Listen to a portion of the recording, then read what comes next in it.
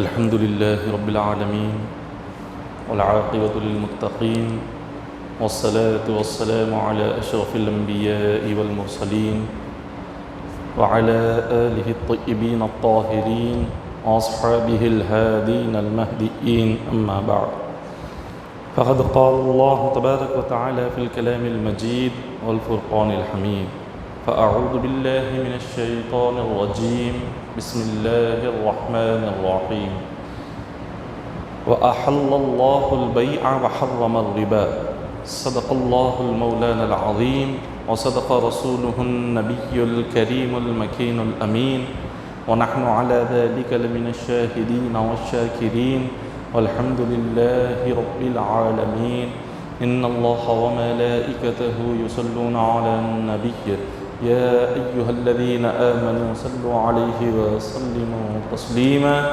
اللهم صل على سيدنا محمد وعلى آل سيدنا محمد وبارك وسلم. صلوا عليه صلاة وسلاما عليك يا حبيبي يا رسول الله صلی اللہ تعالی علیہ وسلم. معزز سامعین اکرام، اللہ تبارک و تعالی اپنے کلام پاک میں ارشاد فرما رہا ہے: وَأَحَلَّ اللَّهُ الْبَيْعَ وَحَرَّمَ الرِّبَا، کہ ہم نے تجارت کو حلال کیا اور سود کو حرام کیا. اللہ تبارک و تعالی اس آیت کریمہ میں اپنے بندوں سے بڑی پیاری بات فرما رہے ہیں. خدا فرما رہے ہیں کہ اے بندوں، کاروبار تجارت تمہارے لیے حلال ہے، سود تمہارے لیے حرام ہے.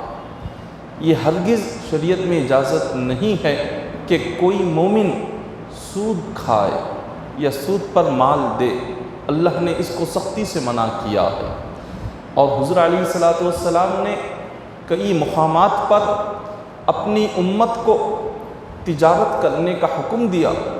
تجارت کی برکتیں حضور نے ارشاد فرمائی، تجارت کے فائدے حضور نے ہم امتیوں کو بیان فرمائے. حدیث پاک میں آتا ہے، آقا علیہ السلام نے ارشاد فرمایا: احل ما اکل الرجل من کسبہ وہی بیع مبرور. حضور نے فرمایا کہ بندہ جو بھی کھاتا ہے اس کی روزی میں تمام حلال چیزوں میں سب سے زیادہ حلال اور پاکیزہ چیز جو وہ کھاتا ہے وہ اس کی محنت کی کمائی اور اس کی تجارت کا مال ہے. اپنی محنت کی کمائی اور تجارت کی مال، تجارت کا رزق، حضور نے فرمایا یہ تمام حلال غذاؤں میں سب سے بڑی حلال غذا ہے، سب سے زیادہ حلال غذا ہے، سب سے زیادہ پاکیزہ غذا ہے. محنت انسان کی حلال روزی کے لیے عبادت ہے. وہ جتنا زیادہ حلال روزی کے لیے محنت کرتا جائے گا، اللہ تعالیٰ اس کی نامہ اعمال میں عبادت کا ثواب لکھتا جائے گا. پھر حضور علیہ السلام اپنی امت سے فرماتے ہیں کہ اے میرے امتیوں، تم تجارت کرنے کو اپنے اوپر لازم کر لو، تجارت کرو، کاروبار کرو، کیونکہ اللہ نے رزق کے 10 حصے فرمائے. اللہ نے رزق کے 10 حصے کیے، ان میں سے 9 حصے اللہ نے تجارت میں رکھے، 9 حصے اللہ نے حلال روزی میں رکھے، اور 1 حصہ اللہ نے دوسری تمام چیزوں میں پھیلا دیا. چاہے وہ ملازمت ہو، چاہے وہ کام ہو یا نوکری ہو، ان تمام میں اللہ نے 1 حصہ رکھا رزق کا. 9 حصے اللہ نے رکھے تجارت میں، 9 حصے اللہ نے رکھے کاروبار میں. حضور علیہ السلام نے کئی مقامات پر اپنی امت کو اس کا حکم دیا ہے. حدیث پاک میں آتا ہے، ایک صحابی رسول آقا علیہ السلام کے پاس آتے ہیں اور عرض کرتے ہیں کہ یا رسول اللہ صلی اللہ علیہ وسلم، آپ میرے پیشے کے بارے میں کیا فرماتے ہیں؟ حضور نے فرمایا تمہارا کام کیا ہے، تمہارا پیشہ کیا ہے؟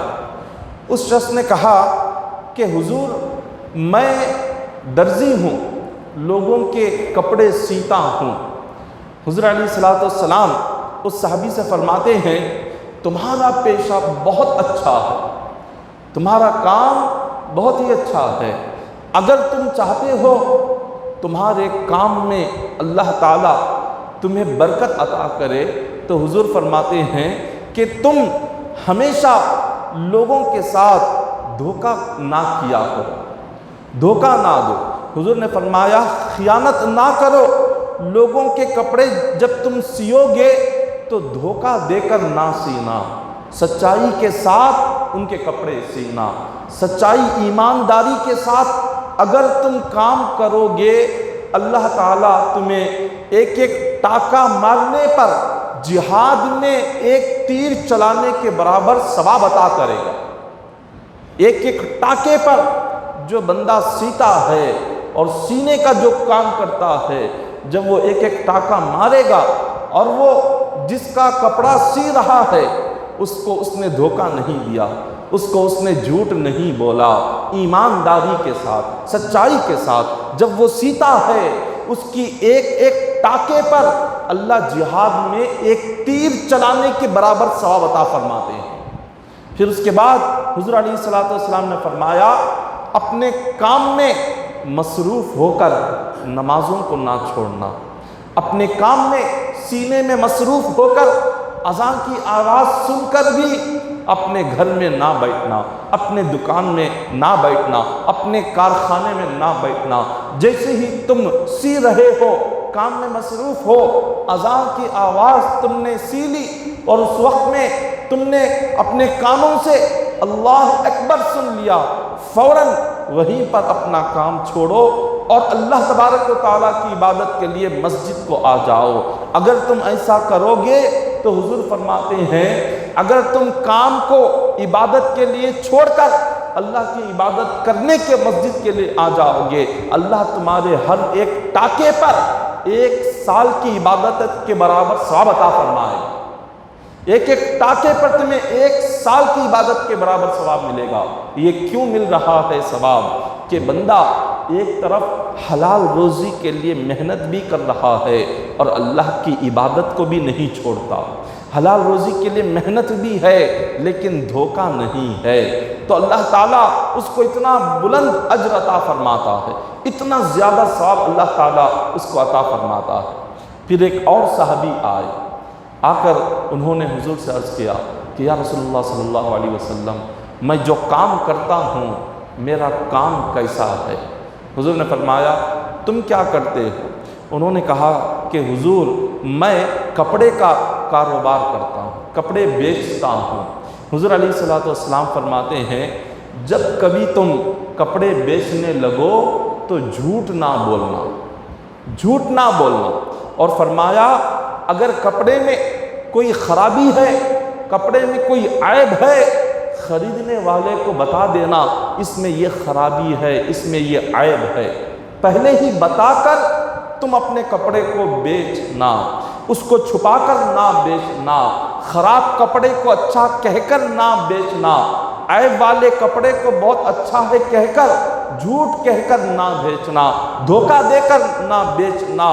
کیوں کہ حضور نے فرمایا اگر تم یہاں دنیا میں دھوکہ دے کر اس کو اپنا کپڑا بیچو گے، قیامت کے دن اللہ تعالیٰ تمہیں سخت ترین عذاب عطا کرے گا، قیامت کے دن تمہارا حساب بڑا سخت ہوگا۔ اور حضور نے فرمایا اگر تم اپنے کپڑے کا کاروبار کرتے ہوئے، کپڑے بیچتے ہوئے تم نے سچائی کے ساتھ کپڑا بیچا، اپنے کپڑے کا جو عیب ہے اس کا عیب بیان کر دیا، کپڑے میں کوئی خامی ہے اس کی خامی کو بیان کر دیا، کپڑے میں کسی قسم کا نقص ہے اس کا نقص بیان کر دیا، سچ بول کر ایمانداری کے ساتھ اگر تم نے کاروبار کیا، اللہ تبارک و تعالی حضرت صالح علیہ السلام کی عبادت کے برابر تمہیں ثواب عطا فرمائے گا۔ صالح علیہ السلام کون ہے؟ اللہ کے نبی ہے حضرت صالح علیہ السلام۔ حضور فرماتے ہیں صالح علیہ السلام کی عبادت کے برابر تمہیں ثواب ملے گا۔ کب ملے گا؟ جبکہ تم اپنا کپڑا بیچتے وقت سچ بول کر بیچو گے، ایمانداری کے ساتھ بیچو گے۔ پھر ایک اور صحابی آتے ہیں، انہوں نے آ کر عرض کیا کہ حضور میرا کام کیسا ہے؟ حضور نے فرمایا تم کیا کام کرتے ہو؟ انہوں نے عرض کیا کہ حضور میرا کام یہ ہے میں زمین کھودتا ہوں، مزدور ہوں، جہاں کہیں کھدائی کا کام ہوتا ہے لوگ مجھے لے جاتے ہیں اور میں زمین کی کھدائی کرتا ہوں۔ حضور علیہ الصلوۃ والسلام نے یہ سن کر ارشاد فرمایا تمہارا کام بھی بہت اچھا ہے، لیکن اپنے کام میں مصروف ہو کر، اپنی مزدوری میں مصروف ہو کر کہیں تم اللہ کو نہ بھول جانا، عبادت کو نہ بھول جانا۔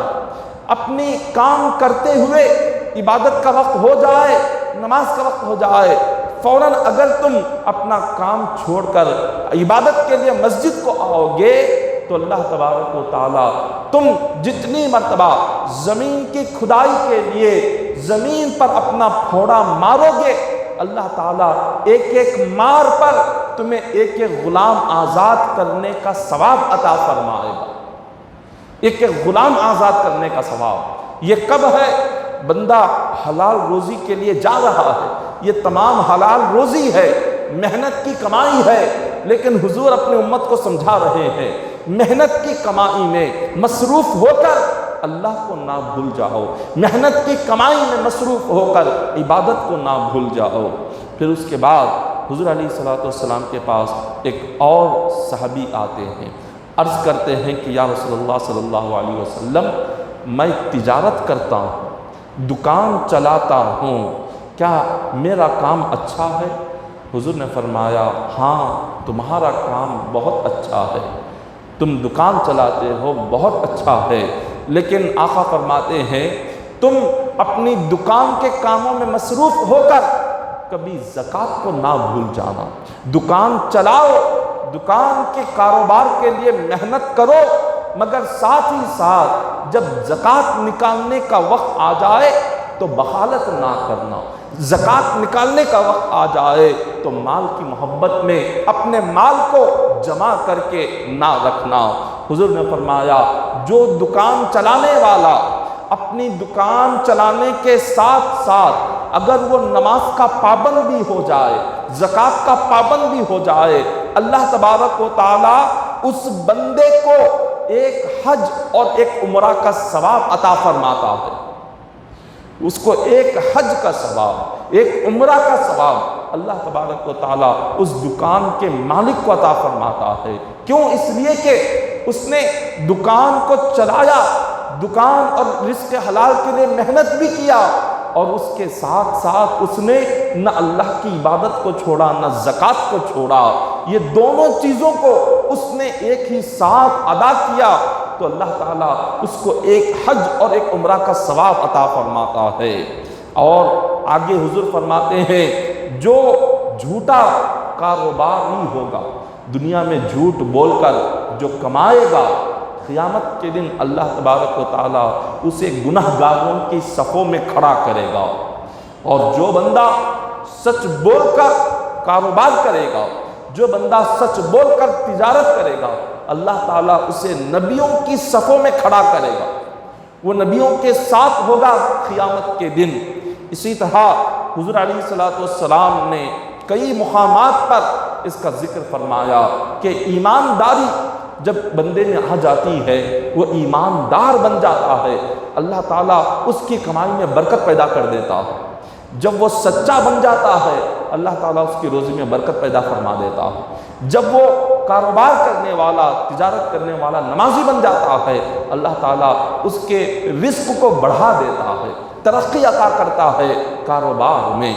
اسی طرح آقا علیہ الصلوۃ والسلام کے صحابہ اکرام، ہزاروں صحابہ نے تجارت کیا، کئی انبیاء آقا علیہ الصلوۃ والسلام سے لے کر حضور علیہ الصلوۃ والسلام سے اور آدم علیہ الصلوۃ والسلام، یہ تمام کے تمام انبیاء سب نے اپنے اپنے زمانوں میں تجارتیں کی، سب نے اپنے اپنے زمانوں میں حلال روزی کے لیے ایک ذریعہ اپنایا۔ اولیاء نے حلال روزی کے لیے ذریعہ اپنایا، انبیاء نے حلال روزی کے لیے ذریعہ اپنایا، علماء نے حلال روزی کا ذریعہ اپنایا، ائمہ اور مجتہدین نے حلال روزی کا ذریعہ اپنایا۔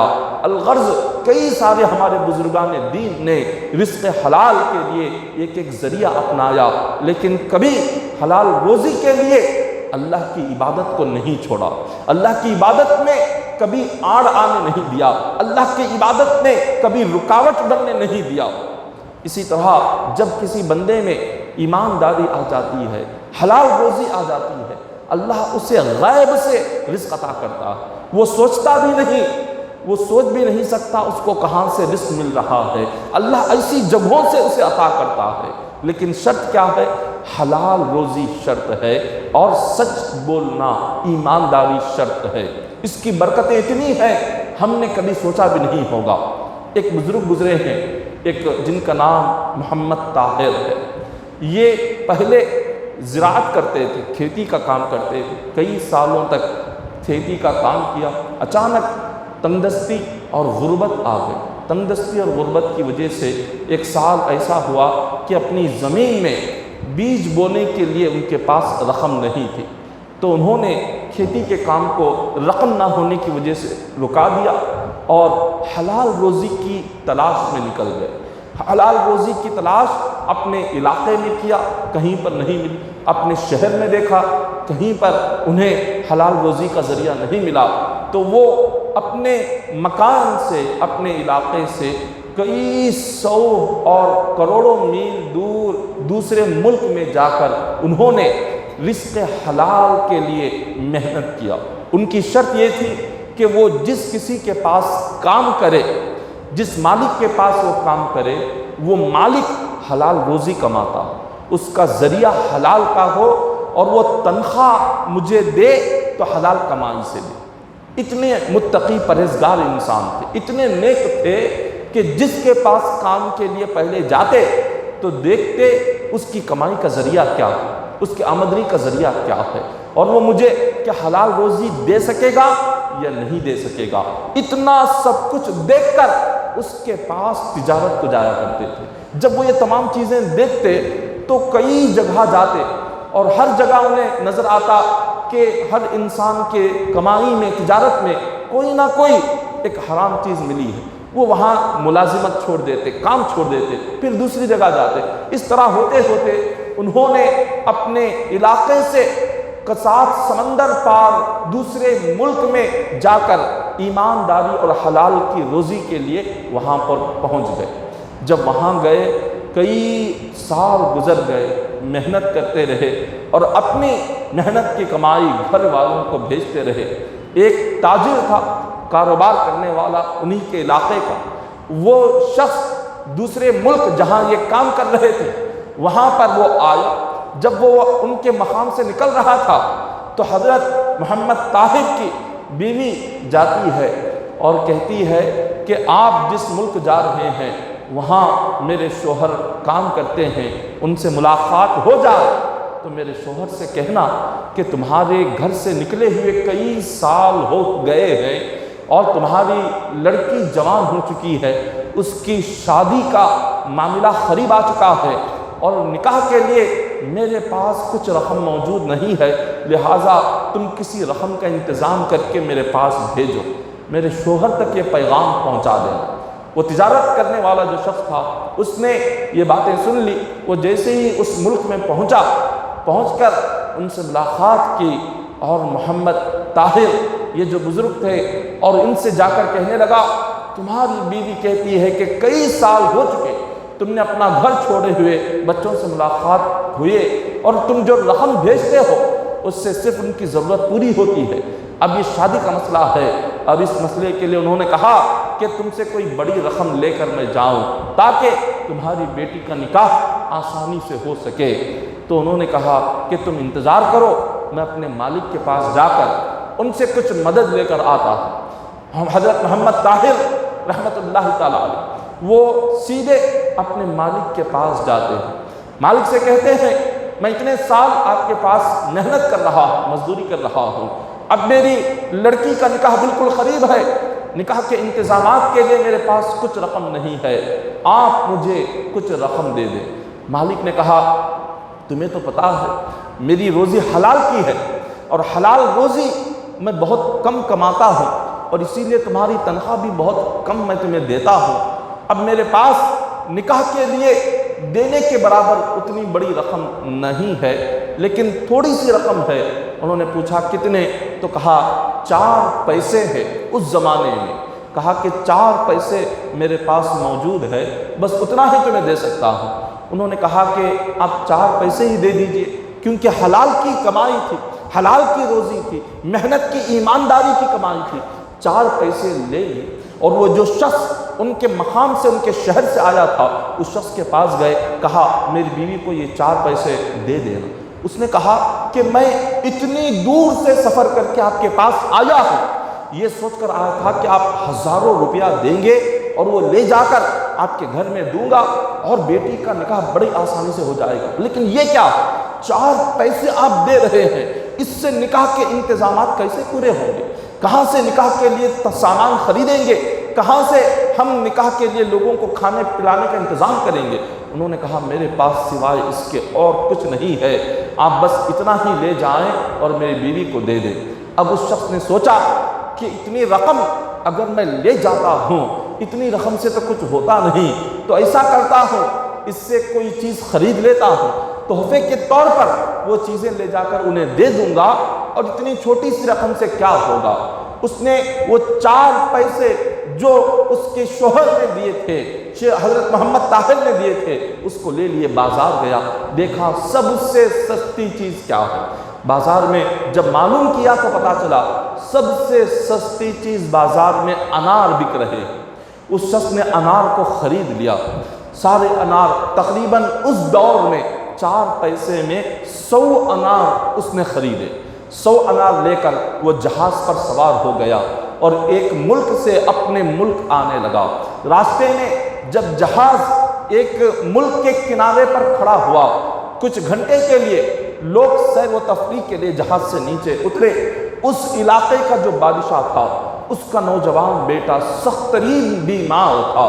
حکیموں نے اس کو علاج بتایا، اگر اس کو بیماری سے شفا ملنی ہے تو اس کا علاج صرف ایک ہی پھل سے ہو سکتا ہے، اور وہ پھل انار ہے۔ اگر تمہارے شہزادے کو کوئی انار کا رس پلا دے، انار کھلا دے، تو اس کو بیماری سے شفا مل جائے گی۔ بادشاہ نے اپنے علاقے میں اعلان کرا دیا کہ جہاں کہیں انار ملے اس کو لے کر آؤ۔ سارا شہر دیکھا گیا، کہیں شہر میں انار کا ایک پھل بھی نصیب نہیں ہوا، اس شہر میں انار ملتا ہی نہیں تھا۔ یہ جو سفر کر کے یہ جہاز آیا تھا، بادشاہ کے ملازمین جہاز کے لوگوں سے ملاقات کرتے ہیں اور کہتے ہیں کہ تم جس ملک سے یہاں پر آئے ہوئے ہو، کیا تم اپنے ساتھ انار لے کر آئے ہو؟ لوگوں نے کہا کہ ہمارے پاس تو کچھ پھل یا انار نہیں ہے۔ لوگوں سے معلومات کرتے کرتے اس تجارت کرنے والے شخص کے پاس پہنچے، اس کاروباری شخص کے پاس پہنچے اور کہا کہ تم کاروبار کے لیے دوسرے ملک گئے ہوئے تھے، وہاں سے تم کاروبار کا سامان لے کر اپنے ملک جا رہے ہو، کیا تم نے ساتھ میں انار بھی خریدے؟ اس نے کہا انار تو میں نے خریدے ہیں، بتاؤ کیا بات ہے؟ بادشاہ کے ملازم کہتے ہیں بات یہ ہے ہمارا شہزادہ بیمار ہے، اور اس کو حکیموں نے کہا انار کا رس پلانے سے اس کو شفا ملے گی، لہٰذا ہمیں انار دے دو۔ اس نے کہا اگر یہ بات ہے، میں نے انار بیچنے کے لیے تو نہیں لایا، تحفے کے طور پر لے جا رہا ہوں، تمہیں 1 انار دے سکتا ہوں۔ اس نے 1 انار ایسے ہی دے دیا۔ بادشاہ کے ملازمین وہ انار لے کر بادشاہ کے دربار میں پہنچتے ہیں، عرض کرتے ہیں کہ اے بادشاہ، ہمیں آپ کے شہزادے کی بیماری کا علاج مل چکا ہے، اس کی دوا مل چکی ہے۔ بادشاہ نے پوچھا بتاؤ کیا ہے؟ ملازمین نے انار دکھایا، کہا کہ ایک شخص جو کہ ایک دوسرے ملک سے آ رہا تھا، ہم نے اس کے پاس جا کر یہ انار لے کر آئے ہوئے ہیں۔ بادشاہ نے کہا فوراً اس کا رس، اس کا شربت میرے شہزادے کو پلا دیا جائے۔ شہزادے کو وہ رس پلایا جاتا ہے، وہ جیسے ہی اس انار کا رس پیتا ہے، اللہ تعالیٰ اسے فوراً شفا عطا فرما دیتا ہے۔ یہاں اس کو شفا ملی۔ بادشاہ نے کہا کہ جس شخص کے پاس سے تم یہ لے کر آئے ہو، جاؤ اس کے پاس جتنے انار ہے اس سے کہو کہ وہ سارے انار ہمیں بیچ دے، اور اس کی جو رقم وہ مانگے گا وہ رقم میرے خزانے سے عطا کر دینا۔ بادشاہ کا وزیر آتا کہتا ہے کہ پہلے بادشاہ کے ملازم آئے اور انہوں نے تم سے 1 انار خریدا، اب بادشاہ نے مجھے خود بھیجا ہے۔ بادشاہ کا یہ فرمان ہے کہ تم جتنے بھی انار ساتھ لے کر آئے ہو وہ دو، اور اس کی جو قیمت ہوگی تمہیں دے دیا جائے گا۔ اس نے کہا کہ تم انار کی قیمت کتنی دو گے؟ اور وزیر نے کہا تم جو مانگو تمہیں قیمت دے دی جائے گی۔ اس نے 4 پیسوں میں 100 انار خریدے تھے۔ اب وہ شخص کہتا ہے اگر تمہیں انار چاہیے، 1 انار میں 1000 روپے میں بیچوں گا، 1000 میں 1 انار بیچوں گا، اگر راضی ہو تو لو ورنہ یہیں پر چھوڑ دو۔ وزیر نے کہا بادشاہ کو سخت ترین ضرورت ہے، بادشاہ 1000 روپے پر 1 انار خریدنے کو بھی تیار ہے۔ اس نے وہ 100 انار اس کو بیچ دیے اور 1,00,000 روپے اس بندے کو ملے، صرف اور صرف 4 پیسوں کے بدلے میں۔ حلال روزی، ایمانداری کا رزق جب بندہ کماتا ہے، اللہ اس میں غیب سے برکتیں عطا فرماتا، اللہ ایسے دروازے کھول دیتا ہے کہ بندے نے سوچا بھی نہیں ہوگا کہ کہاں سے اس کو رزق ملے گا۔ تو جب اس نے 4 پیسے حلال روزی کے اس اپنے ہی علاقے کے کاروبار کرنے والے شخص کو دیے اور اس نے انار خریدا اور اس سے 1,00,000 روپے کی رقم اس کو ملی، وہ سیدھے اپنے گھر پہنچا اور پہنچ کر اپنا سامان رکھا اور حضرت طاہر رحمت اللہ تعالیٰ علیہ کی بیوی کے پاس جاتا ہے اور کہتا ہے کہ یہ رقم لو، تمہارے شوہر نے دی ہے۔ اس نے کہا کہ میرے شوہر کی تنخواہ تو کافی کم ہے، اتنی بڑی رقم میرے شوہر نے کیسے پہنچا دی؟ اس نے کہا تمہارے شوہر نے دیے تھے صرف 4 پیسے، اللہ نے اس 4 پیسوں میں 1,00,000 روپے کی برکت عطا فرمائی۔ اللہ نے اس کی ایمانداری کی وجہ سے، اس کی سچائی کی وجہ سے، اس کے تقویٰ پرہیزگاری کی وجہ سے اللہ نے 4 پیسوں کو 1,00,000 روپے بنا دیے۔ تو یہ ایمانداری کی برکتیں ہیں، حلال روزی کی یہ برکتیں ہیں۔ اور اس تجارت کرنے والے شخص کی ایمانداری کو دیکھیے، اگر وہ چاہتا 1,00,000 روپے اس کے پاس تھے، کوئی دیکھنے والا نہیں تھا، اپنے پاس رکھ سکتا تھا، 4 پیسے ہی انہیں دے سکتا تھا، مگر اس نے ایسا نہیں کیا، بلکہ اس نے ایمانداری سے جتنی رقم اس کو انار بیچ کر ملی تھی وہ ساری کی ساری لے جا کر اس نے اس شخص کی بیوی کے ہاتھ میں دے دیے، محمد طاہر رحمت اللہ تعالیٰ علیہ کے گھر میں پہنچا دیے۔ یہ ایمانداری ہوتی ہے۔ جب تک کسی مومن میں ایمانداری نہ آئے، سچائی نہ آئے، تو اللہ تعالیٰ کبھی برکت پیدا نہیں فرماتا، نہ رزق میں، نہ کاروبار میں، نہ گھر میں، نہ صحت میں، نہ تندرستی میں، کسی چیز میں برکت پیدا نہیں ہوتی۔ سب سے پہلی چیز کیا ہے؟ سب سے پہلی چیز ایمانداری اور سچائی ہے۔ جہاں شریعت نے ہمیں یہ حکم نہیں دیا کہ ہم کاروبار نہ کریں، شریعت نے یہ نہیں کہا کہ ہم مال جمع نہ کریں، پر شریعت نے یہ نہیں کہا ہم مال نہ کمائیں۔ اسلام نے ہمیں مال کمانے کا بھی حکم دیا، اسلام نے ہمیں مال جمع کرنے کا بھی حکم دیا، اسلام نے ہمیں تجارت کرنے کا بھی حکم دیا، اسلام نے ہمیں کاروبار کرنے کا بھی حکم دیا، لیکن اس کے طریقے بتائے، اس کے طریقے ہمیں سکھائے کہ طریقہ کیا ہے، کس طریقے سے کمانا ہے اور کس طریقے سے نہیں کمانا ہے، کس طریقے پر خرچ کرنا ہے، کس طریقے سے خرچ نہیں کرنا ہے، وہ ہمیں طریقہ بتایا گیا، اور ہم اس طریقے کو چھوڑتے ہیں اور دنیا داری کے طریقے پر آ جاتے ہیں۔ جب دنیا داری کے طریقے پر ہم کاروبار کریں، تجارت کریں اور دین کے طریقے پر کاروبار نہ کریں، سنت طریقے پر تجارت نہ کرے، تو اللہ تعالیٰ نہ اس کاروبار میں برکت پیدا فرماتا ہے، نہ رحمت پیدا فرماتا ہے، نہ اللہ تعالیٰ اس کاروبار میں کامیابی عطا فرماتا ہے، نہ ترقی عطا فرماتا ہے۔ وہ جہاں رہتا ہے وہیں پر رہتا ہے، 10 سال کیوں نہ کاروبار کر لے، 20 سال کیوں نہ کاروبار کر لے، 50 سال کیوں نہ ایک ہی کاروبار کر لے، وہ آگے نہیں بڑھتا، ترقی نہیں ہوتی۔ ترقی کیوں نہیں ہوتی؟ بندہ ایک ہی مقام پر کیوں رک جاتا ہے؟ جبکہ حضور نے فرمایا کاروبار برکت ہے، تجارت میں برکت ہے، جبکہ حضور نے فرمایا اللہ نے رزق کے 90 حصے تجارت میں رکھے اور 1 حصہ اللہ نے دوسری چیز میں رکھا۔ جب اتنی برکت ہے، اتنا منافع ہے، تو ہمیں کیوں نہیں ملتا؟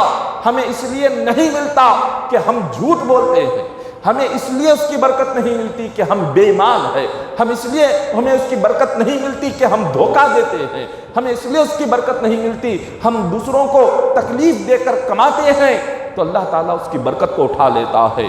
اسی طرح ایک مقام پر بیان کیا گیا کہ حضور علیہ السلام ارشاد فرماتے ہیں کہ اگر تم کوئی چیز بیچو اور اس کے اندر عیب ہے، معلوم ہے اس کے اندر خامی ہے، کمی ہے، ٹوٹی ہوئی ہے، پھر بھی اس کو جوڑ کر اور نہ نظر آئے ایسا جوڑ کر اس کو لوگوں کو اندھا کر کے اور بغیر دکھائے اس چیز کو بیچ دیا، قیمت بڑی زیادہ لی، بہت زیادہ قیمت لے کر عیب والی چیز نقص والی چیز، ٹوٹی پھوٹی ہوئی چیز بڑی قیمت لے کر بیچ دیا، اور وہ شخص لے گیا گھر، لے جانے کے بعد اس کو پتا چلا اس میں تو عیب ہے، اس میں تو خرابی ہے، میں نے تو اچھی چیز سمجھ کر خریدا تھا لیکن یہ تو اتنی بری اور خراب چیز نکل گئی۔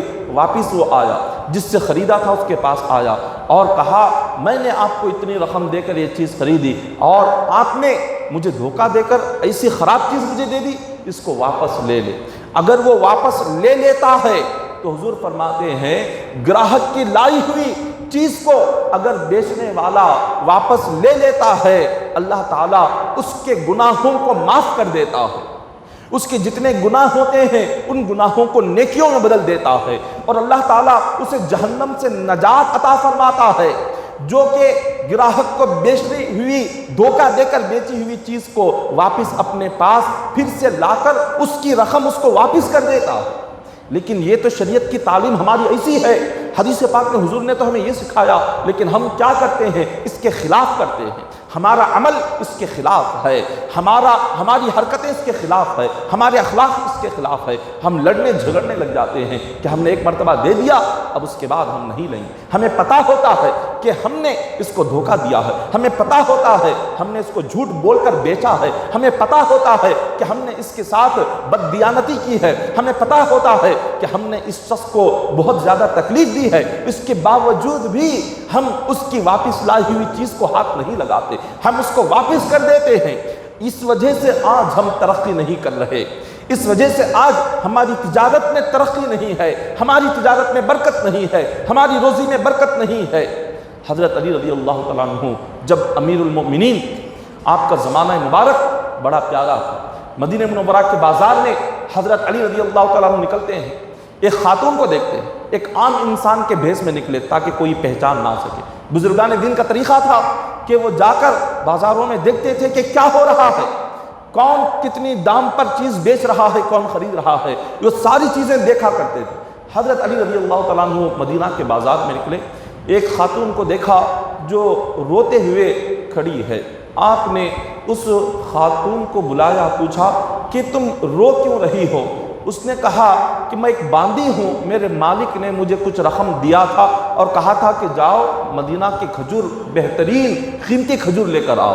میں اس دکان کے مالک کے پاس آئی اور میں نے اس کو اتنی رقم اس کو دے دیے، قیمتی کھجور کی رقم دی، اور اس نے خراب کھجور مجھے دے دیے، سستے کھجور دیے، رقم لی بہت زیادہ، اچھے کھجوروں کی رقم لی اور مجھے کھجور دیے بالکل خراب، سستے والے، کم قیمت والے۔ مالک نے کہا لے جاؤ، اس کو واپس دو اور میری رقم واپس لے کر آؤ۔ اب دکان کے مالک کو وہ خاتون جا کر کہتی ہے کہ تم نے مجھے دھوکہ دیا، میری رقم واپس دے دو، میرا مالک مجھ سے جھگڑ رہا ہے، میرا مالک مجھے برا بھلا کہہ رہا ہے۔ اب وہ جو مالک دکان تھا اس نے کہا کہ نہیں، میں تمہاری رقم واپس نہیں دوں گا۔ حضرت علی رضی اللہ تعالیٰ عنہ، آپ ایک عام انسان کی طرح آپ اپنا بھیس بدل کر اس خاتون کو لے کر دکان کے مالک کے پاس جاتے ہیں، کہتے ہیں کیا تم نے اس کو خراب کھجور دیے؟ اس نے کہا کہ ہاں۔ اور رقم تم نے اچھے کھجوروں کے لی؟ اس نے کہا کہ ہاں۔ حضرت علی فرماتے ہیں اب اس کو واپس دے دو اور اس کی رقم اس کو دے دو، اپنے کھجور تم واپس لے لو۔ اس نے کہا یہ ہرگز نہیں ہوگا۔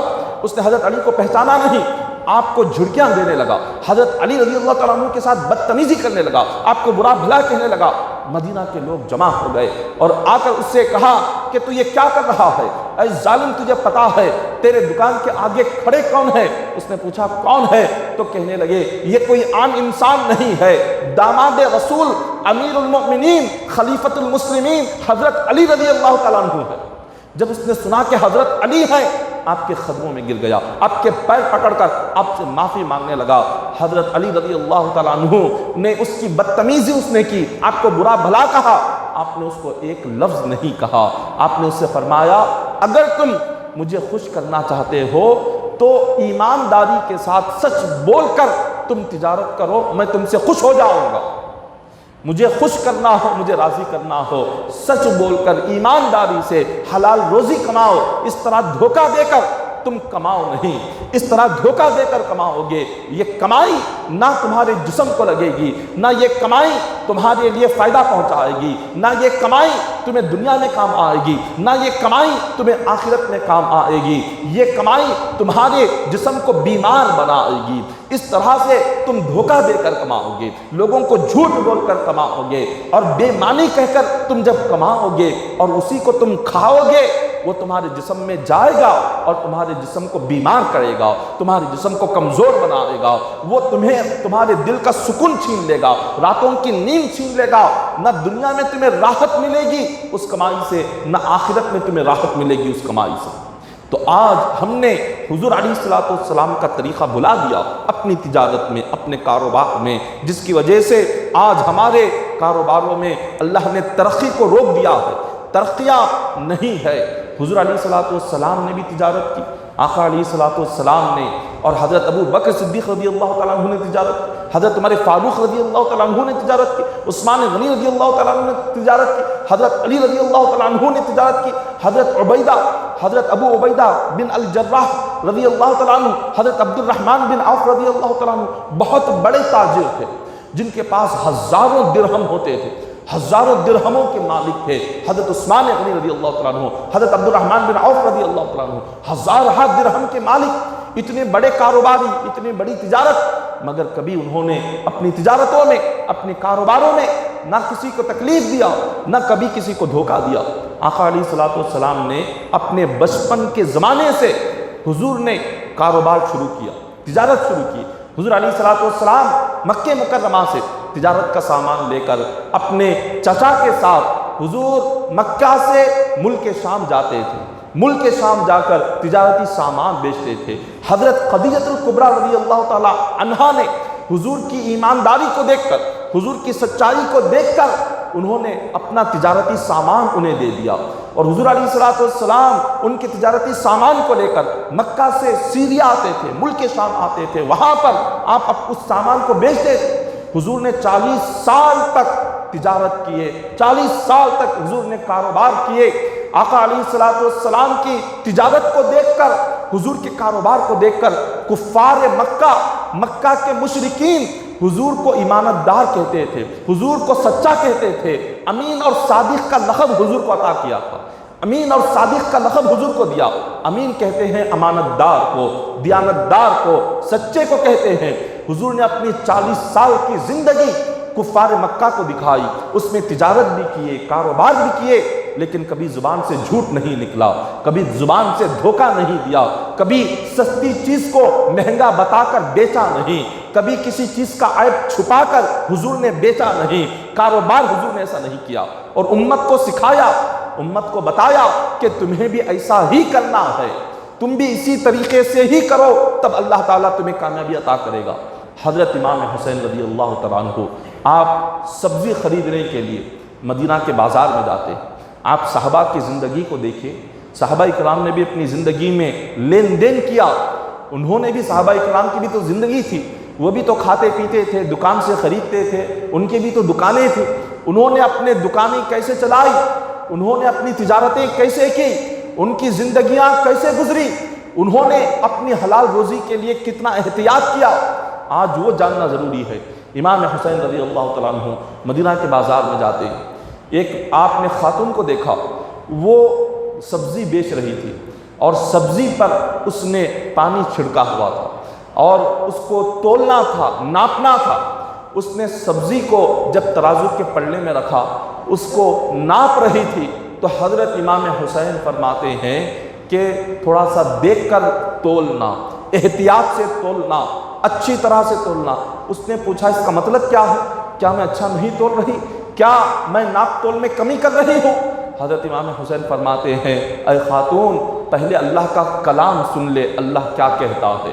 خدا کہتا ہے وَزِنُوا بِالْقِسْطَاسِ الْمُسْتَقِيمِ۔ اللہ نے فرمایا جب کبھی تم کسی چیز کو تولو یا ناپو تو پہلے اچھی طرح سے اس کو جانچ لو، اچھی طرح سے ترازو کو دیکھ لو، کہیں ایک طرف جھکاؤ تو نہیں ہے، کہیں ایک طرف زیادہ تو نہیں ہے، کہیں ایک طرف کم تو نہیں ہو رہا ہے۔ یہ اللہ نے قرآن پاک میں فرمایا۔ اب آئیے سورہ رحمان پڑھیے، خدا نے سورہ رحمان میں فرمایا وَأَقِيمُوا الْوَزْنَ بِالْقِسْطِ وَلَا تُخْسِرُوا الْمِيزَانَ۔ اللہ تعالیٰ فرماتے ہیں کہ اے بندوں، جب کبھی کسی چیز کا وزن کرو، تولو، اپنے ناپ تول کو اچھی طرح سے جانچ لو، اچھی طرح سے دیکھ لو، کہیں کسی کا حق تمہارے پاس تو نہیں آ رہا، کسی کی چیز تم مار تو نہیں رہے، کسی کا حق زیادہ تو نہیں لے رہے۔ حضرت امام حسین رضی اللہ تعالیٰ عنہ کیا کرتے ہیں، آپ پہلے اس ترازو کو اچھی طرح سے جانچتے ہیں، اس کو نیچے اوپر دیکھتے ہیں، اس کو الٹتے ہیں، اس کو ہاتھ میں پکڑتے ہیں۔ وہ خاتون پریشان ہے، اس نے پوچھا آپ اس طرح کر رہے ہیں، کیا وجہ ہے؟ تو حضرت امام حسین رضی اللہ تعالیٰ عنہ نے ارشاد فرمایا اے خاتون، کہیں ایسا نہ ہو کہ اگر میں نے اس ترازو کو نہیں دیکھا اور میری طرف کا پلڑا زیادہ وزن ہو گیا، تیرا حق میرے پاس آ جائے گا، تیری زیادہ سبزی میرے پاس آ جائے گی، اور قیامت کے دن اللہ اس کا حساب مجھ سے لے گا تو میں کیا جواب دوں گا؟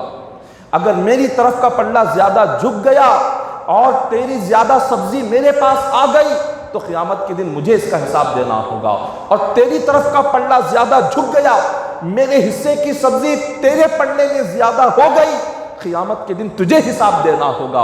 اسی لیے میں تجھے بھی حساب سے بچا رہا ہوں، میں خود کو بھی حساب سے بچا رہا ہوں، اچھی طرح سے جانچ رہا ہوں کہ کہیں دونوں کا پلڑا کہیں بھاری نہ ہو، دونوں برابر ہو تو قیامت کے دن تم بھی بچ جاؤ گی، میں بھی بچ جاؤں گا۔ یہ بزرگان دین کا طریقہ تھا، اپنی تجارت میں، کاروبار میں، لین دین میں اس طریقے سے چلتے تھے، تب جا کر اللہ تعالیٰ ان کے لیے برکتیں، سکون، راحت عطا کرتا تھا۔ لیکن ہم نے ناپ تول میں کمی کرنے کو کاروبار کا حصہ بنا دیا۔ ناپ تول میں کمی کرنا یہ تو کاروبار کا آج حصہ ہو گیا ہے، اس کے بغیر آج کہتے ہیں کاروبار کریں کیسے؟ صحیح طریقے سے تولیں تو ہمیں کیا ملے گا؟ صحیح طریقے سے اگر ترازو رکھیں ہمیں کیا ملے گا؟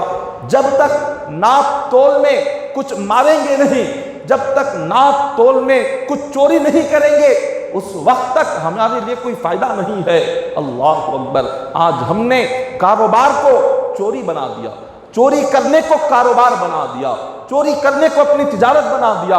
ارے حضور علیہ الصلوۃ والسلام نے کیا ہمیں نہیں دکھایا؟ کیا بزرگان دین نے کاروبار تجارت کر کے نہیں دکھایا کیسے کرنا ہے؟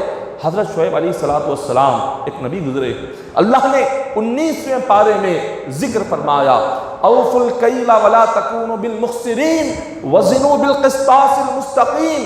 حضرت شعیب علیہ الصلوۃ والسلام کی جو قوم تھی، اس قوم کی عادت یہ تھی، وہ لوگ ناپ تول میں کمی کرتے تھے، وزن میں کمی کرتے تھے، ان کا ایک طریقہ بن گیا تھا۔ حضرت شعیب علیہ الصلوۃ والسلام نے فرمایا کہ تم اس طرح نہ کرو، وزنوا بالقسطاس المستقیم، فرمایا کہ جب بھی تولو اللہ کا حکم ہے صحیح طریقے سے تولا کرو، ناپ تول میں اگر کمی کرو گے یہ جو اس سے جو کمائی آئے گی تمہارے لیے حرام بن جائے گی، وزن میں کمی کر کر اگر کماؤ گے تمہارے لیے حرام بن جائے گا، اس حرام مال کو اگر اپنی اولاد کو کھلاؤ گے اس سے جو گوشت بنے گا وہ بھی حرام کا گوشت بنے گا اور وہ جنت میں داخل نہیں ہوگا۔ جو حرام کی کمائی سے بندے کا گوشت بنتا ہے، جو خون بنتا ہے، جو طاقت بنتی ہے، حرام کی کمائی سے پلنے والا گوشت کبھی جنت میں داخل نہیں ہو سکتا، اس کا مقام جہنم کی آگ ہے، جہنم کا عذاب ہے۔ حضرت شعیب علیہ الصلوۃ والسلام نے اپنی قوم کو سمجھایا، قوم نہ سمجھی، انہوں نے کہا نہیں، کاروبار ایسے ہی ہوگا، تجارت ایسے ہی ہوگی، ناپ تول میں ہم کمی کریں گے، وزن میں ہم کمی کریں گے، ہم کھانے پینے کی چیزوں میں ملاوٹ کریں گے، ہم جھوٹ بولیں گے، ہم ان کو دھوکہ دیں گے اور ہم اسی طرح سے اپنا کاروبار کریں گے، آپ کے کہے ہوئے طریقے سے نہیں کریں گے، آپ کے بتائے ہوئے طریقے سے نہیں کریں گے۔ اللہ تعالیٰ نے جب دیکھا یہ قوم مان نہیں رہی ہے، خدا نے عذاب بھیجا۔ عذاب کیا آیا؟ زلزلے پیدا ہو گئے، زلزلے آئے، قوم تباہ و برباد ہو گئی۔ پھر اللہ تعالیٰ نے آسمان سے آگ کی بارش کی، آگ کی بارش ہونے لگی، قوم اسی میں مر گئی۔ خدا نے اس قوم میں قحط سالی کو پیدا کر دیا، بھوک اور پیاس سے لوگ مرنے لگے، نہ کہیں پانی برستا تھا، نہ اس قوم میں کہیں اناج اگتا تھا، نہ کہیں پھل اگتے تھے، نہ ان کے اناج میں برکت ہوتی تھی، نہ ان کے کھانے میں برکت ہوتی تھی۔ اس طرح سے اللہ کے عذاب آئے اور اسی عذاب میں وہ قوم برباد ہو گئی، ہلاک ہو گئی اور مر گئی۔ آج یہی تمام چیزیں جو اس قوم نے کی تھی، آج امت محمدیہ بھی وہی تمام چیزیں کر رہی ہے۔ آج ہماری کسی کاروبار میں نہ سچائی ہے، نہ ایمانداری ہے، نہ ہم سچ بول کر کاروبار کرتے ہیں، نہ ایمانداری سے کاروبار کرتے ہیں۔ بغیر جھوٹ کہے اور بغیر کسی کو دھوکہ دیے اور بغیر سامنے والے شخص کو سستی چیز کو بہت زیادہ قیمتیں بتائے ہماری زندگی کا گزارا ہوتا ہی نہیں۔ ان ساری چیزوں سے روایتوں میں آتا ہے، حدیث پاک سنیں، حضور علیہ الصلوۃ والسلام نے ارشاد فرمایا، آقا علیہ الصلوۃ والسلام فرماتے ہیں ویل للمطففین، کہ جب حضور مدینہ میں آئے تو مدینہ آنے سے پہلے مدینہ کے بازار پر، مدینہ کے سارے کاروبار تجارت پر مدینہ میں یہودیوں کا قبضہ تھا۔ یہودی جو اسلام کا سخت ترین دشمن ہے، اور ان لوگوں نے مدینہ کے سارے کاروبار میں سود کو پھیلا دیا، انہوں نے سارے کاروبار میں جھوٹ کو پھیلا دیا، مدینہ کے بازار میں انہوں نے بے دینی کو پھیلا دیا، غداری کو پھیلا دیا، دھوکے بازی کو پھیلا دیا۔ جب حضور علیہ الصلوۃ والسلام مدینہ تشریف لائے، اپنے صحابہ کو فرمایا اے صحابہ تم بھی تجارت شروع کرو، کاروبار شروع کرو، مگر حضور نے قرآن کی آیت کریمہ سنائی ویل للمطففین، کہ اے صحابہ یہ آیت سنو اس کے بعد تجارت کرنا۔ صحابہ نے پوچھا حضور کیا ہے؟ اللہ تعالیٰ اپنے کلام پاک میں فرماتا ہے بربادی ہے ان لوگوں کے لیے جو اپنے ناپ تول میں کمی کر کے کماتے ہیں، جو اپنے وزن میں کمی کر کے کماتے ہیں، چوری کر کے کماتے ہیں۔ اللہ نے کہا ان کے لیے بربادی ہے، اس کو یاد رکھو، اب تم کاروبار شروع کرو۔ صحابہ اکرام نے جب مدینہ میں آ کر مدینہ کے بازار میں اپنی دکانیں شروع کی، اپنی تجارتیں شروع کی، تو صحابہ اکرام کی ایسی ایمانداری تھی، ایسی سچائی تھی کہ سارے عرب میں یہ بات عام ہو گئی کہ مدینہ کے لوگوں میں جو ایمانداری ہے وہ ایمانداری عرب کے کسی شہر میں نہیں تھی، کسی شہر میں نہیں تھی۔ یہ ایمانداری حضور علیہ الصلوۃ والسلام کی تعلیم سے آئی، حضور کی تربیت سے آئی، حضور کے سکھانے سے آئی۔ اسی طرح ایک مقام پر بیان کیا جاتا ہے کہ جب کبھی بھی مہنگائی بڑھتی ہے، مہنگائی کا بڑھنا کیا ہے؟ مہنگائی کا بڑھنا اللہ کا ایک قسم کا عذاب ہے، یہ ایک قسم کا عذاب ہے، کیونکہ حدیث پاک میں حضور علیہ الصلوۃ والسلام ارشاد فرماتے ہیں جس قوم میں دھوکہ بڑھ جاتا ہے، جس قوم میں حرام کمائی بڑھ جاتی ہے، اور جو قوم حلال اور حرام کا فرق کیے بغیر جب وہ کمانے لگ جاتی ہے تو اللہ تعالیٰ وہاں مہنگائی کو بڑھا دیتا ہے، اللہ کا عذاب ہے۔ اور مہنگائی کیسے بڑھتی ہے؟ چیزیں آنکھوں کے سامنے ہوتی ہیں، انسان بھوکا ہوتا ہے مگر اس کو خرید کر کھا نہیں سکتا، وہ پیاسا ہوتا ہے، اس کے سامنے پینے کے لیے سب کچھ رکھا ہوتا ہے، اس کو خرید کر پی نہیں سکتا۔ یہ اللہ کا عذاب ہوتا ہے، یہ خدا کا عذاب ہے۔ آج جو ہم دیکھ رہے ہیں کہ دن بدن مہنگائی آسمان کو چھوتی جا رہی ہے، دن بدن مہنگائی حد سے آگے بڑھتی جا رہی ہے، یہ ہماری بے ایمانی کی وجہ سے ہے، یہ ہماری جھوٹ کی وجہ سے ہے، یہ ہمارے دھوکے کی وجہ سے ہے، یہ ہمارے تمام لوگوں کو تکلیف دینے کی وجہ سے ہے۔ یہ چیزیں جب تک ختم نہیں ہوتی اس وقت تک اللہ تعالیٰ کبھی ہماری زندگیوں میں سکون عطا نہیں فرماتا۔ ایک روایت میں آتا ہے کہ مدینہ منورہ کے زمانے میں کہ ایک شہر آقا علیہ الصلوۃ والسلام نے دیکھا کہ مدینہ میں حضور کا طریقہ دیکھیے، آقا علیہ الصلوۃ والسلام تاجدار کائنات ہے، تاجدار انبیاء ہے، مگر حضور جب اپنے صحابہ اکرام کو دیکھتے کہ مدینہ کے بازار میں جا کر تجارت کر رہے ہیں تو خود حضور تشریف لے جاتے تھے۔ حضور ایک دن مدینہ کے بازار میں تشریف لے گئے، دیکھا کہ آپ کے صحابہ کوئی سبزی بیچتے ہوئے کھڑے ہیں، آپ کے ایک صحابی کوئی کپڑے بیچ رہے ہیں، آپ کے ایک صحابی کوئی لوہے کا کام کر رہے ہیں، آپ کے صحابی کوئی ایک پھل بیچ رہے ہیں، آپ نے ایک صحابی کو دیکھا گیہوں بیچ رہے تھے۔ حضور گئے، دیکھا کہ بڑے ہی پاکیزہ گیہوں ہیں، بہت مہنگی قیمت والے ہیں۔ آقا علیہ الصلوۃ والسلام گیہوں کے ڈھیر کے آگے بیٹھ گئے اور اپنے آستین کو حضور نے چڑھایا، اور اس گیہوں کے ڈھیر میں حضور نے اندر ہاتھ ڈالا اور اندر کے گیہوں اوپر حضور نے لائے۔ جیسے اندر کے گیہوں کو حضور نے اوپر لا کر اس کو ڈالا تو دیکھا نیچے کے جو گیہوں تھے وہ بالکل خراب گیہوں تھے، وہ گیہوں آدھے آدھے ہو چکے تھے، اور اس گیہوں میں پانی تھا، وہ بہت زیادہ گیلے ہو چکے تھے، اور گیلا اس لیے کیا جاتا ہے تاکہ ترازو میں وزن زیادہ آئے، پانی اس لیے ڈالا جاتا ہے ترکاریوں پر یا کھانے پینے کی چیزوں پر کہ اس کا وزن زیادہ ہو جائے۔ حضور علیہ السلام نے پوچھا یہ کیا ہے؟ اس شخص سے پوچھا یہ کیا کر رہے ہو؟ اوپر تم نے مہنگے گیہوں ڈالے تاکہ دیکھنے والا شخص مہنگا سمجھ کر سارا گیہوں خریدے، اور اس کے نیچے خراب گیہوں رکھے، اور وزن زیادہ کرنے کے لیے، تول زیادہ کرنے کے لیے تم نے اندر پانی چھڑکے ہوئے ہیں۔ آقا علیہ السلام سخت ناراض ہو گئے۔ حضور نے ناراض ہو کر وہاں سے چلے گئے، اور آقا علیہ السلام ارشاد فرماتے ہیں خدا کی قسم ہے کہ جو کوئی بندہ اس طرح اوپر اچھا دکھا کر اندر خراب چیز رکھ کر جو لوگوں کو بیچتا ہے، حضور نے فرمایا خدا کی قسم ہے اس کی کمائی حرام ہے، اس کی کاروبار حرام ہے۔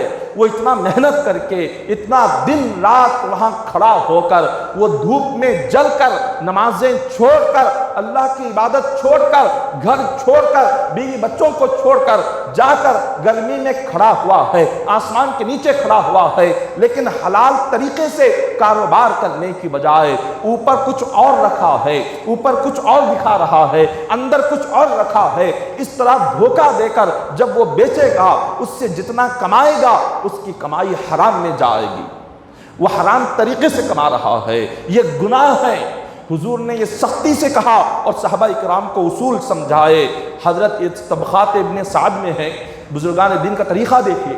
علامہ ابن سیرین رحمۃ اللہ تعالی علیہ اپنے وقت کے ولی کامل گزرے ہیں۔ علامہ ابن سیرین نے بازار سے کچھ سامان کو، کچھ کھانے پینے کی چیزوں کو خریدا۔ خریدنے کے بعد چند دنوں میں آپ کو ضرورت پیش آئی کہ ان چیزوں کو دوبارہ بیچے۔ واپس بازار گئے تو دیکھا کہ اچانک سے بازار اتنا اوپر چلا جا چکا ہے، وہ آپ نے جتنی قیمت میں خریدا تھا آپ کو 80,000 روپے زیادہ آ رہے تھے۔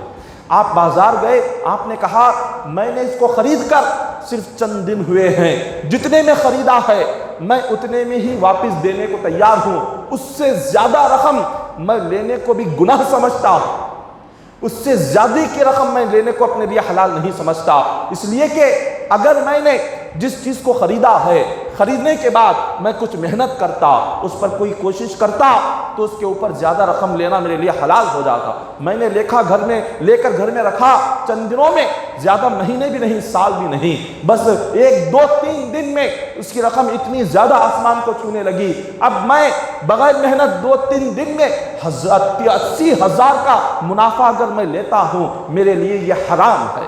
یہ کہہ کر آپ نے وہ 80,000 روپے دے دیے، جتنی رقم میں خریدا تھا اتنی ہی رقم لے کر اپنے گھر کو آئے۔ یہ بزرگان دین کا طریقہ یہ طریقہ تھا۔ آج ہم خوش ہو جاتے ہیں کہ چلو بس ہمارے لیے مقصد کیا ہے؟ منافع ہونا۔ ہمارے لیے مقصد کیا ہے؟ فائدہ ہونا، چاہے حلال سے ہو یا حرام سے ہو، بس فائدہ ہمیں ہونا ہے، اتنا ہی ہماری مقصد اور نیت ہو گئی۔ کاروبار آج ہم کر رہے ہیں، کسی کو کاروبار کے مسائل ہی معلوم نہیں، کاروبار کا طریقہ کیا ہے، اسلام نے، شریعت نے ہمیں کیا طریقہ سکھایا، حلال کیا ہے معلوم نہیں، حرام طریقہ کیا ہے معلوم نہیں، کمائی کیا ہے، ہم جو کر رہے ہیں، ہم جو کھا رہے ہیں، ہماری جو کمائی ہے، ہماری جو دکانیں ہیں، ہماری جو تجارتیں ہیں، ہمارے جو کام ہیں، کیا یہ حلال کے ہیں یا حرام کے ہیں، ہمیں معلوم ہی نہیں، ہمیں پتہ ہی نہیں، اور ہم جاننا بھی نہیں چاہتے، اس لیے کہ اگر معلوم ہو گیا حرام ہے تو چھوڑنا پڑے گا۔ اگر چھوڑیں گے تو کیا کریں گے، کیا کھائیں گے؟ نہیں، چلو پوچھتے ہی نہیں، پوچھنا ہی کیوں ہے، بس ایسا رہیں گے کہ معلوم ہی نہیں، ہمیں معلوم نہیں، اس طرح رہ کر زندگی گزار لیں گے۔ یہاں دنیا سے تو ہم نکل جائیں گے، لیکن خبر میں کیا جواب دیں گے، قیامت کے دن اللہ کو کیا جواب دیں گے۔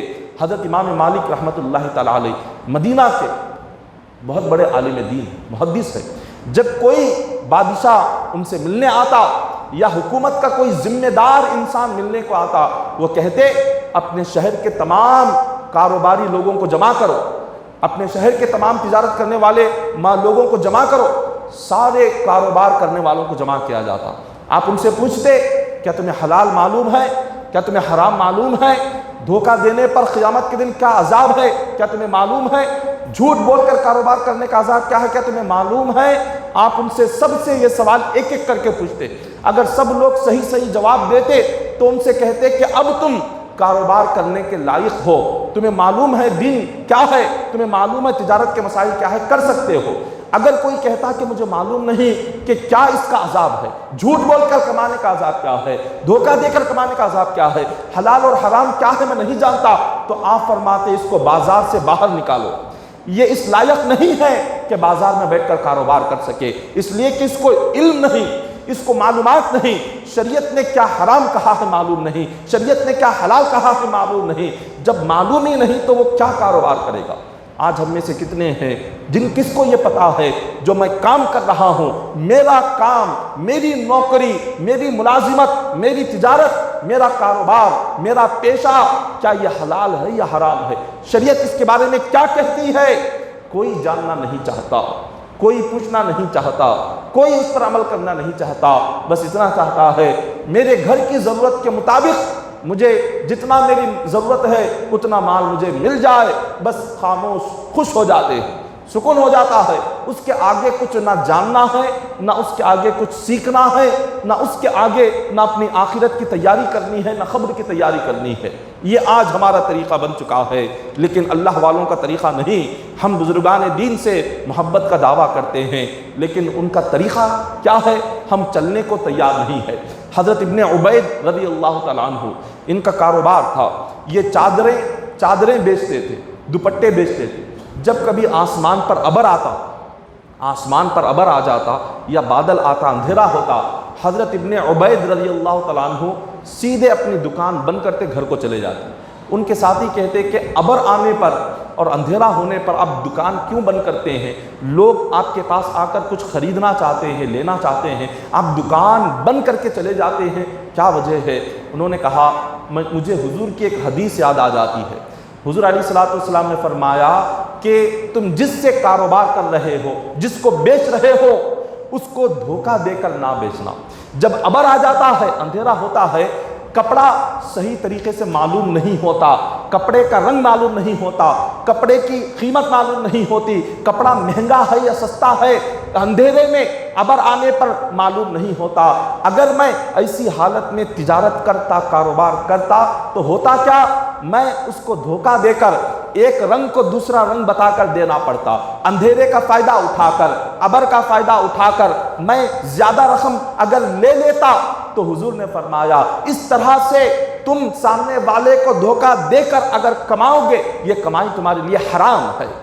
یہ اولیاء کا طریقہ ہے۔ اولیاء کی محبت کا ہم دم بھرتے ہیں، اولیاء کے نام پر ہم فاتحہ خوانی کرتے ہیں، لیکن ان کی تعلیم پر عمل نہیں کرتے، ان کے طریقے پر چلتے نہیں، ان کے بتائے ہوئے راستے پر چلتے نہیں۔ ان کی زندگیاں ایسے تھی۔ ہم تو چاہتے ہی یہی ہیں کہ کیسے ہم دھوکہ دیں۔ کپڑا خریدنے کے لیے آپ چلے جائیں، دن کے وقت میں چلے جائیں، آپ کو لائٹ لگا دیں گے تاکہ لائٹ کی روشنی میں خراب کپڑا بھی اچھا نظر آنے لگ جائے۔ سستے دام والا ہو، سستے دام والے کو مہنگا کیسے بنانا ہے ہم وہ سوچتے ہیں۔ اس سستے ہلکے کپڑے کو کتنا بڑی قیمت دے کر سامنے والے کو ہم دھوکہ دیں۔ یہ آج ہمارا طریقہ ہے۔ یہ ہرگز اس طریقے سے بندہ کبھی نہ دنیا میں سکون میں رہ سکتا ہے، نہ آخرت میں سکون سے رہ سکتا ہے۔ ایک خاتون آتی ہے، بڑی پیاری حدیث ہے کہ حضور مکہ مکرمہ عمرہ کرنے کے لیے تشریف لے گئے۔ جب حضور علیہ الصلوۃ والسلام صحابہ کے ساتھ عمرہ کر رہے تھے، صفا و مروہ کی پہاڑی کے درمیان حضور دوڑتے ہوئے جب حضور جا رہے ہیں تو مروہ پہاڑی کے پاس ایک خاتون آئی جس کا نام خیلہ تھا۔ وہ خاتون آ کر اس نے کہا کہ حضور ایک مسئلہ پوچھنا ہے۔ حضور نے فرمایا بتاؤ کیا مسئلہ ہے؟ یہ وہ مسئلہ ہے جو آج ہر ایک مسلمان کو اپنی زندگی میں پیش آتا ہے، ہر مسلمان کو اس سے واسطہ پڑتا ہے۔ حضور نے پوچھا کہ تمہارا کیا مسئلہ ہے؟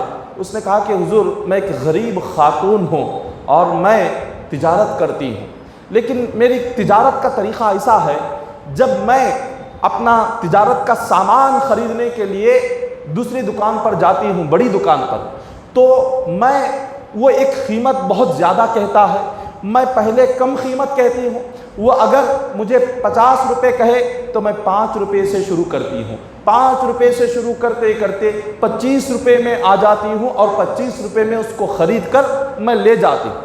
اور جب میں اپنے شہر کو لے جاؤں، اپنی دکان پر لے جاؤں، اب اسی چیز کو بیچنا ہو جس کو میں نے 25 روپے میں خریدا ہے، میں پہلے 100 روپے کہتی ہوں، 100 روپے سے 50 روپے پر رکتی ہوں اور 50 روپے میں دیتی ہوں۔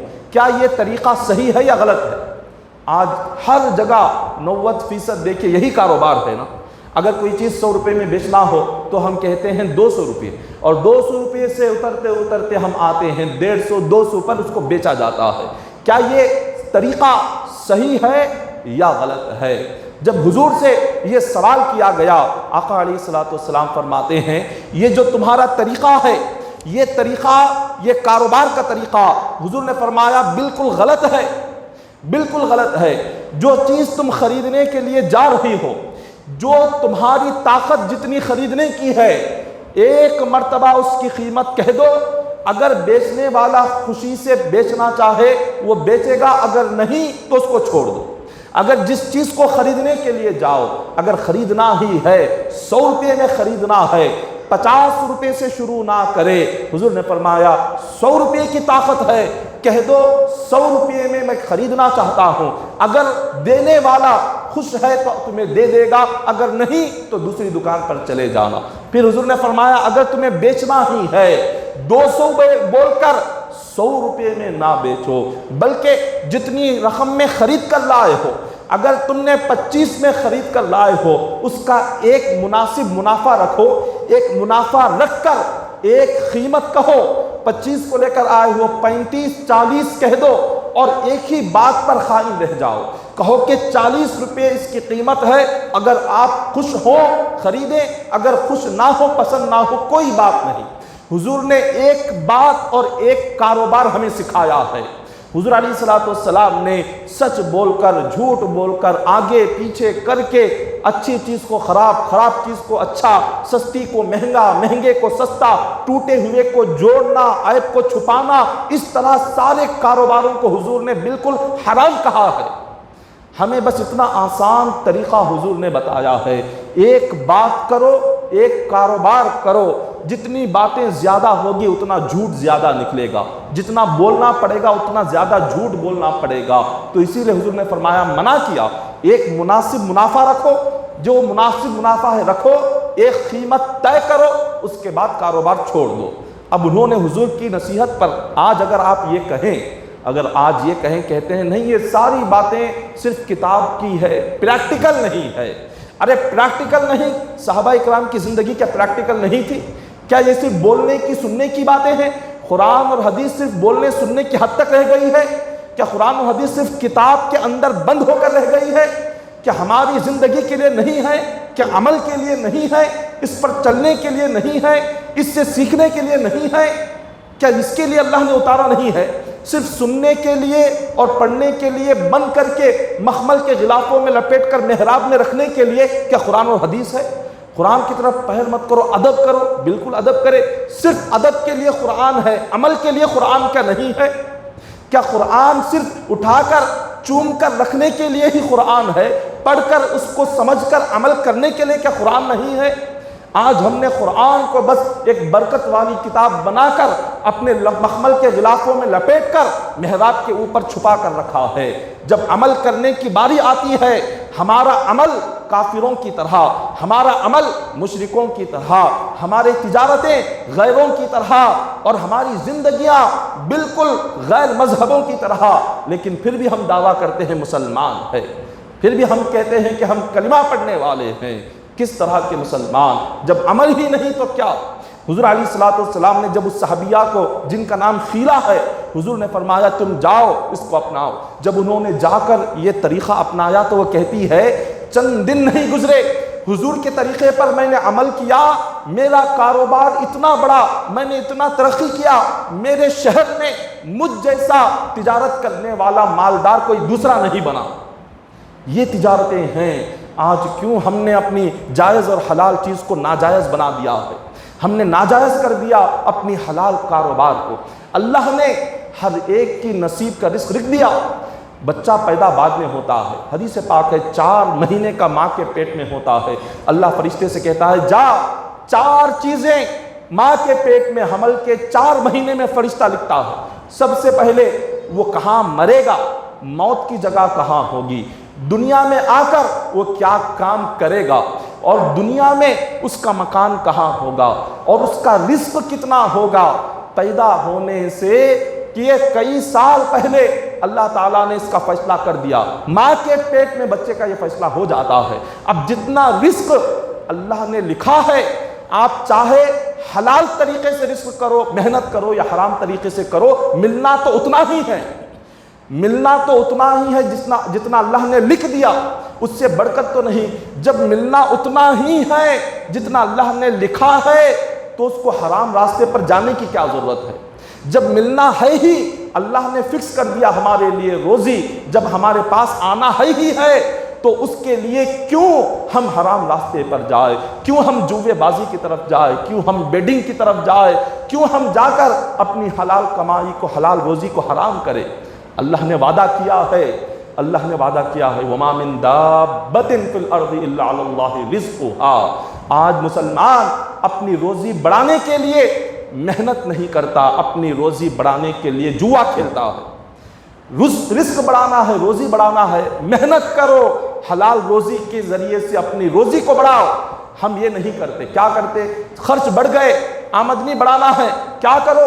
سود پر مال دے دو، فائننس پر مال دے دو، یہ بڑا آسان ہے۔ نہیں تو بیڈنگ میچ چل رہے ہیں، بیڈنگ پر لگا دو، بڑا آسان ہے۔ یا نہیں نمبر کھیلو، بڑا آسان ہے۔ آسانی سے بغیر محنت کرے مال جمع ہو جائے گا، حرام ہے۔ انسان کی زندگی کتنا کھائیں گے، کتنا بچائیں گے، کتنا رکھیں گے، کتنا لے کر جائیں گے، کتنا انسان کھاتا ہے۔ 2 روٹی سے بڑھ کر کھائے گا تو اس کو گیس شروع ہو جائے گی، زیادہ چکنا کھا لیا ہارٹ پرابلم آ گیا، زیادہ میٹھا کھا لیا شوگر شروع ہو گیا، بی پی شروع ہو گئی۔ ارے جتنا کم کھائیں گے اتنی صحت رہے گی، کم کماؤ، حلال کماؤ، کم کھاؤ، صحت اچھی رہے گی۔ جتنا زیادہ حرص بڑھے گی، حرام کے خیال اتنے زیادہ آئیں گے۔ جتنا کمائیں گے، جتنا بڑھے گا، حرص بڑھے گی، لالچ بڑھے گی، غلط راستے پر جانے کے طریقے آئیں گے، غلط راستے پر جانے کے خیالات آئیں گے۔ کم کمائیں گے، ضرورت کے مطابق کمائیں گے، حرام چیزوں کا خیال نہیں آئے گا۔ کم کمائیں گے، شراب پینے کا خیال نہیں آئے گا۔ کم ضرورت کے مطابق کمائیں گے، زنا کا خیال نہیں آئے گا۔ کم کمائیں گے، کبھی ہمیں دوسرے طریقے پر جانے کا خیال نہیں آئے گا۔ تو لہٰذا اپنی زندگی کو آسان کرو، مشکل نہ کرو۔ زندگی آسان ہے، دین آسان ہے، شریعت آسان ہے۔ اللہ تعالیٰ کیا کہتا ہے؟ خدا یہ نہیں کہتا کہ تم دین کے لیے، مجھے راضی کرنے کے لیے تم جنگلوں میں چلے جاؤ، پہاڑوں میں چلے جاؤ، اپنا گھر چھوڑ دو، تم اپنے بیوی بچوں کو چھوڑ دو، ساری چیزیں چھوڑو، دکان چھوڑو، نوکری چھوڑو، سیدھے جنگل میں جاؤ، میں تم سے راضی ہوں گا۔ اللہ یہ نہیں کہتا۔ خدا یہ کہتا ہے کہ بندے اپنی دنیا تو اپنے گھر میں رہ، کاروبار بھی کر، تجارت بھی کر، جو کرنا ہو کر، لیکن میری عبادت کو چھوڑ کر نہ کر۔ عبادت بھی کر، اپنے کاروبار بھی کر، 5 وقتہ نماز کے لیے بھی حاضر ہو، حلال روزی اور رزق کے لیے بھی حاضر ہو۔ صرف دین نماز کا نام نہیں ہے۔ ہم نے یہ سمجھ لیا نماز، روزہ، حج، زکوٰۃ یہ دین ہے، اور اس کے سوا جو کچھ ہے دنیا ہے۔ دین اور دنیا کو ہم نے جدا کیا۔ دین اور دنیا دونوں جدا نہیں ہے۔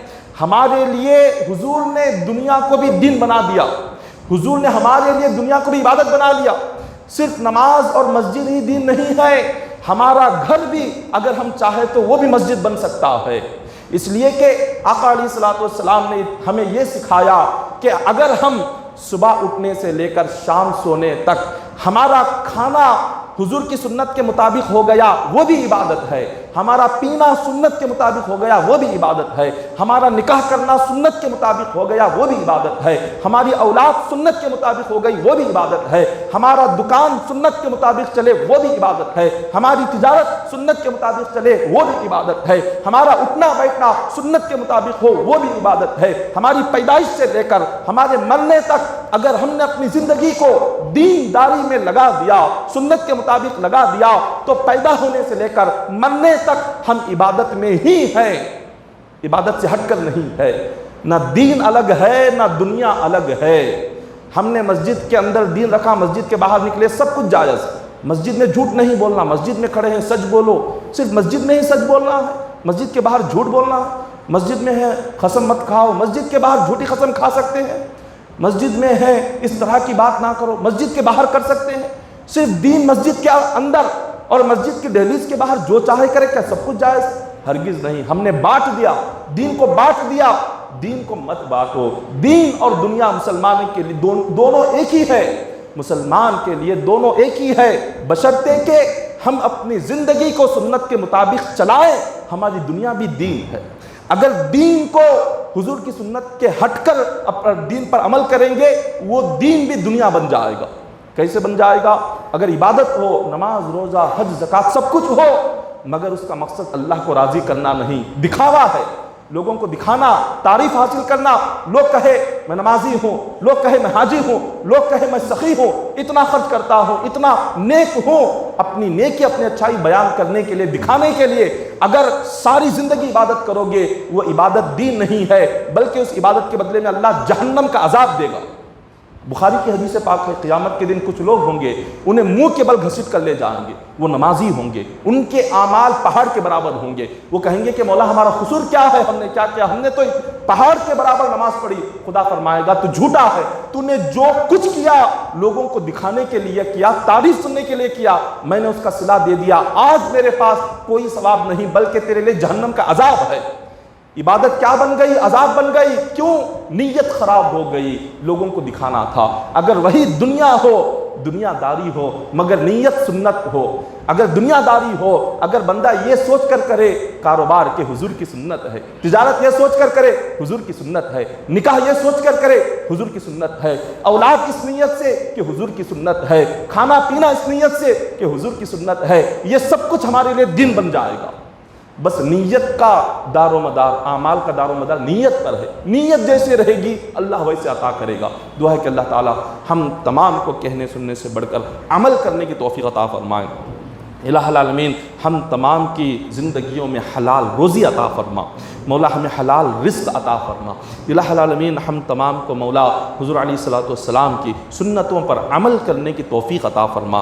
اے الہ العالمین ہم تمام کے جائز آرزوؤں کو پورا فرما، ہمارے جائز مقاصد میں کامیابی عطا فرما۔ اے باری تعالیٰ، اے مالک و مولا، قیامت کے دن حضور کی شفاعت ہمیں نصیب فرما۔ قیامت کے دن مولا ہم تمام کو میدان محشر میں حضور علیہ الصلوۃ والسلام کے قریب ہمیں عطا فرما دے۔